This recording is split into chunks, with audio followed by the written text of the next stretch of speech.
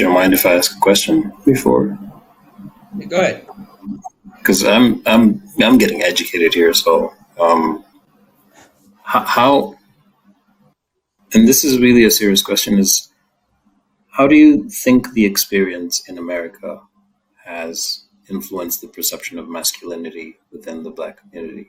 Oh, masculinity and femininity, because there's a really deep seated like issue here that is really hard to escape, and those 400 years didn't come out of nowhere, and you have to learn to survive in an environment that doesn't necessarily want you there, and so taking that I said, just put that in the trash. Just how does the experience living in America influence you as a man or a woman to perceive what is masculinity and femininity? Ooh. Jay, answer that question, Jay. I see your head turning. I see your mind turning, and I love it. Go ahead. It's a great question. No, I was just listening to the question as far as how the experience in the U.S. influences masculine and feminine concepts. Is that what you're asking? Yeah. Like how do you think the experience in America has influenced how you see masculine and femininity?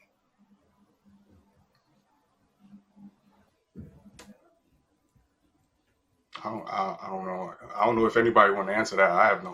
I don't have an answer for that because I don't view it as. So I could say that, from the 1930s till today, there's been a change in the way society viewed themselves. The key player in the way men and women view themselves today after the 1930s, and I put that as a key date, is because of this person who is known as the godfather of PR, and that's Edward Bernays. Edward Bernays started to play on the heartstrings of women to try to make women feel more masculine. If you ever look up Edward Bernays, you'll see one of the first projects that he worked on was the cigarette. So the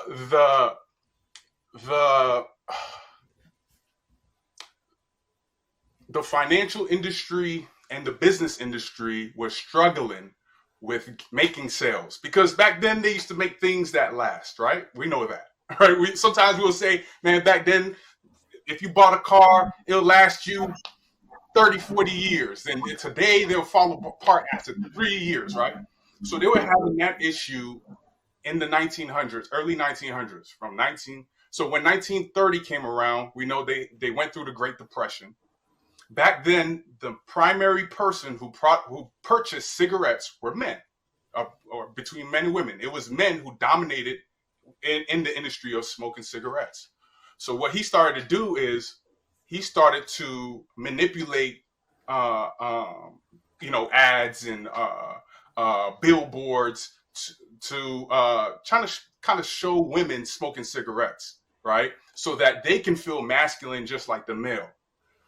So then sales of cigarettes started to skyrocket, and women, because what they viewed the cigarette as a symbol of their own phallus, because they don't have one. So if I don't know if you ever seen the old pictures or videos, you started to see the cigarette get longer and longer amongst women, because they wanted to show mine was longer than yours. This was happening. Hey. So yes, there was. I see what you're saying. Yeah, there is some propaganda in the way they market materials to make you feel masculine. They're going to push this type of product. To make you feel feminine, they're going to push this type of product. But also, if you're feminine and you want to feel masculine, here's this product for you. So that happens in our society. And And sometimes a lot of people don't even realize what's going on. But I just say everyone should check out Edward Bernays. He's actually the nephew of Sigmund Freud, another psychologist who played a key role in how societies are formed. And he had this idea that society is dangerous when they're combined. And I don't know, you should look into that. So Edward Bernays is the name. So I could say that his work and how the industry market products plays a big role in how we view ourselves in our masculine and feminine roles. But the saying of art reflecting life and life reflecting art. I think that it's a little bit of both. Of we see these characteristics in the real world, but then when they market these products, they kind of play on it and exaggerate it as well. So I love it. I love your point of view and the take on it with the Edward Bernays. I like that whole approach on it. D, you felt like you were going to say something answering to Marvin's question. What were your thoughts on it? The way I saw it was the history that was put out there, that influences that situation. That's what I was going to speak on.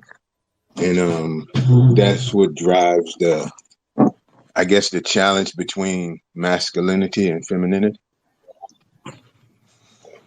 That's the way I feel about it. You could say a lot about that issue as far as how society put pressure on people to be either or, and that's my belief on where that came from. Okay. So in a nutshell, we're pretty much all about challenging the establishment and the way things were perceived to be. Marvin, to answer your question, in regards to how America projects masculinity to the rest of us and somewhat the world, it's twofold. It's twofold. It's like they do it in their films, they do it in their music, they do it in, like Jay said, even in ads of like drinking, smoking, things of that nature. They find new ways to basically try to push a way of being in certain areas. And in some areas, they're trying to find another agenda to push other things in that. So as far as the country and its total to define masculinity and femininity is hard to say because it's not, I'm gonna say that in a sense it's not working because now everything is changing. It's making everybody come from different areas to have to do different things and dig deep. Like Jay said, in the 1930s, a man would basically be the ultimate provider. Inflation. Cars were made to last longer. Now, it wasn't until a huge shift into the 1940s, 1950s, hell, even into the 60s, where people had to start now. Instead of one person working, two people have to work. So now instead of a unity, now it's like I make more money than you or I'm smarter than you. And like you said earlier, D, that most women, if they are staying home, they're pretty much doing their own business. Whereas men, we are out working into the field. We're working with our hands. We're doing more physical activities. Whereas the women, they're working from behind the scenes more or in the corporate area than most. So it does play a big role. I mean, the country is playing a role of a weird science experiment, I'm going to just say. And they're just trying different things to see what works and what not. Whoever is in control of the experiment is collecting data, and they're finding ways to exploit the data that they have. Because when you look at it from the years of leading up to now, masculinity was always known to be one thing. Femininity was always known to be one thing. But now we realize cognizantly, mentally it wasn't beneficial for men. Mentally, it wasn't beneficial for women. So we got people surrendering themselves to roles that they weren't happy about. Like you said, like Steve said, you're working 15, 20 hours at a job you do not like. You're not happy, but you're coming home unhappy to a place with somebody else who may not be happy doing their specific gender role that is painted out for them. But they know that's the only thing they can do to support you because of lack of education, lack of sources, or whatever have you. And then so it's like the experiment, the governmental social experiment that is going on is continuing. And so the role for masculinity and femininity is constantly being changed and questioned and doubted and baited. It's just where it's, oh, now you got the bad culture where it's like, oh, I need a man to pay for this, that, and the third, but then you're not a wife. But a man should be a husband before he becomes your actual husband.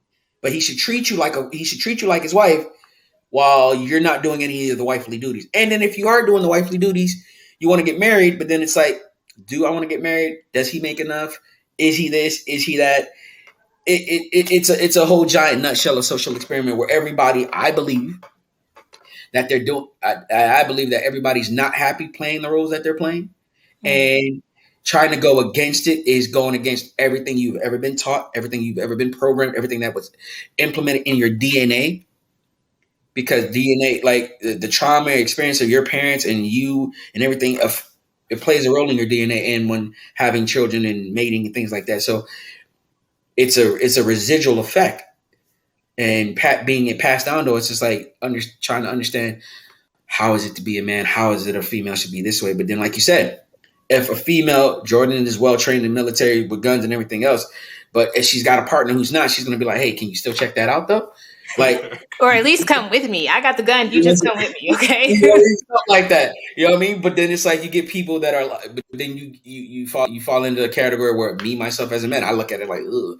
Or you find women that are be like, oh no, that's not me. But at the same point in time, it's me and Jordan talk about being your true authentic self.